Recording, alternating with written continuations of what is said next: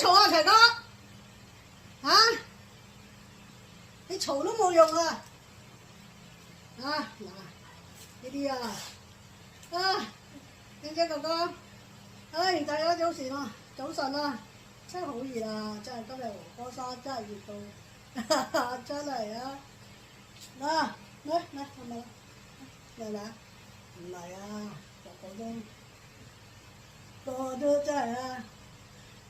真係環境就係咁樣啦，退咗就真係退咗就有自己嘅時間啦，係咪先？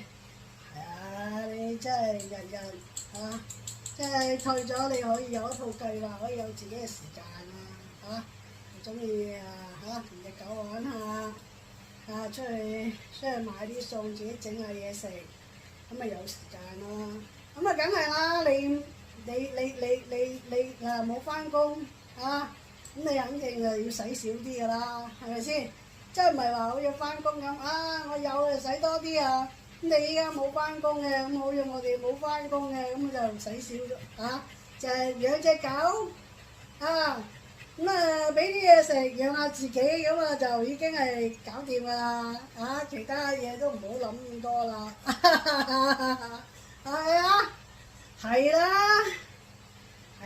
環境就係咁啊，生活就係咁樣啦，係咪先？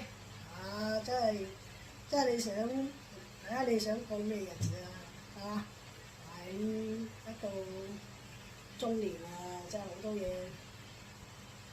真係可以退嘅都退啦，日日係火紅火綠咁樣，搞到人哋做咗幾廿年㗎啦，係咪做咗幾廿年啦，真係做咗幾廿年啊！真係大家都想退啦。你知啦，職場嘅生活唔係容易過㗎，係咪先？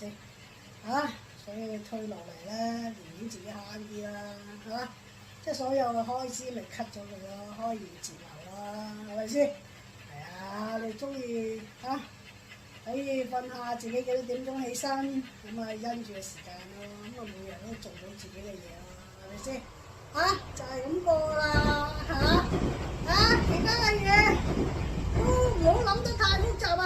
即係女人，講真啦，女人嘅環境就係咁樣啦，係咪喂，點解要冇心機啊？冇心機同我拍片啊！真係冇心機拍片啊！你睇，個個都唔願意啊！唔願意。